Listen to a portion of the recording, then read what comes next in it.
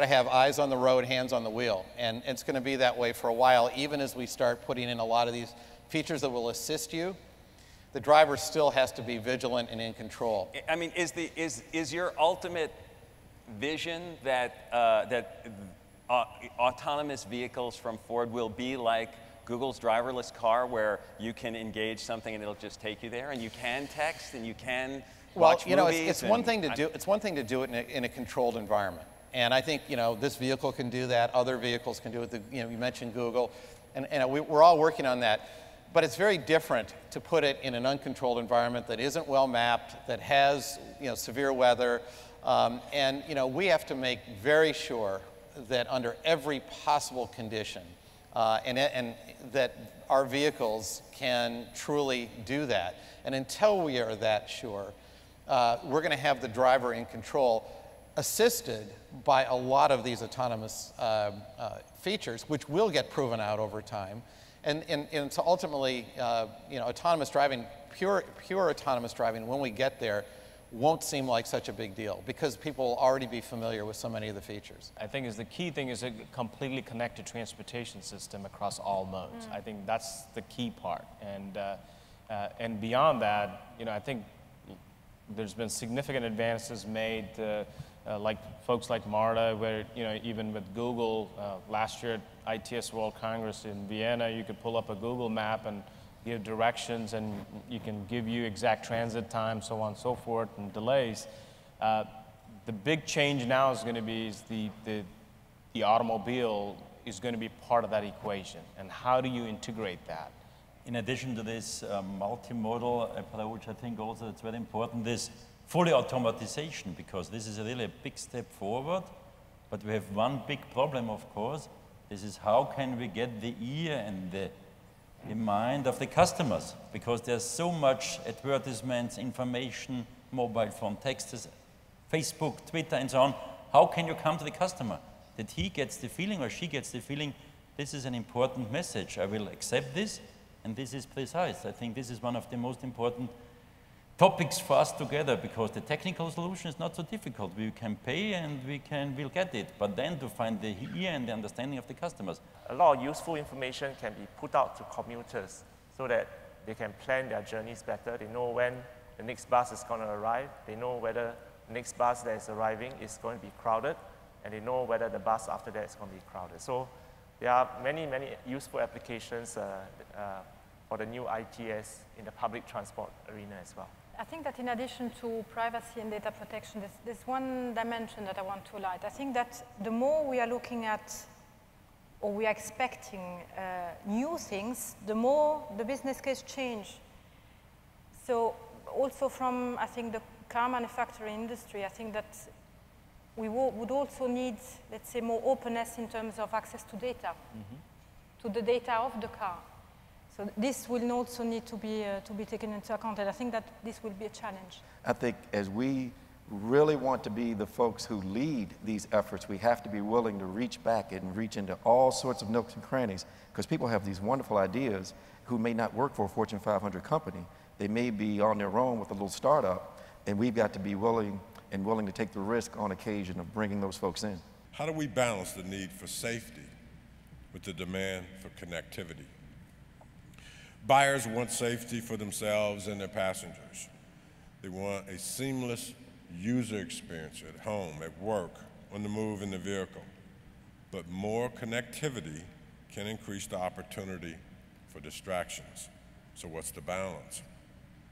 Buyers are willing to pay for connectivity, along with active safety technologies such as advanced driver-assisted systems to help prevent accidents before they can happen.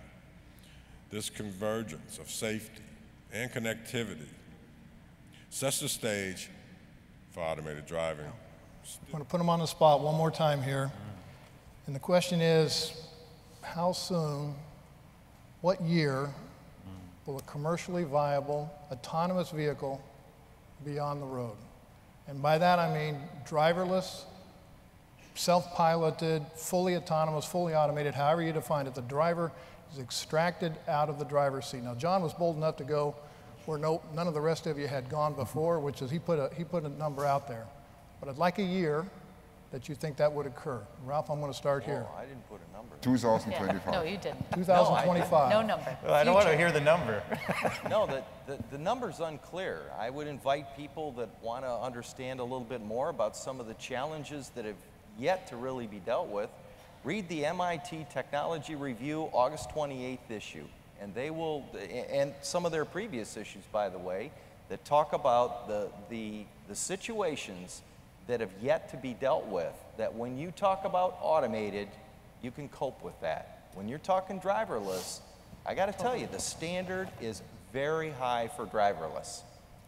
Very high.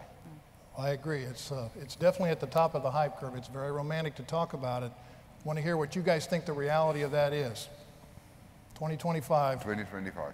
at the earliest. 2025. Sometimes okay. next decade, In the next decade, the next 10 years? next 10 years. Okay, so that means by 2024. Okay, 2030. 2030. I don't think we'll put it, just like John, we can't put a date on it. There's so many things to work on in between, so many opportunities to work on in between. You know, we're going to work our way toward it in solving those problems in the short term. And we're going to learn a lot, and as we learn, we'll get a better ability to predict. There's just so many challenges yet for fully autonomous driving. Okay, so it's beyond 2025 is how I take that. Post that. Okay. Kristen? Certainly, post that. I think driverless is, as we mentioned, a whole different scenario to deal with. And in Toyota's direction and strategy really includes maintaining the driver control.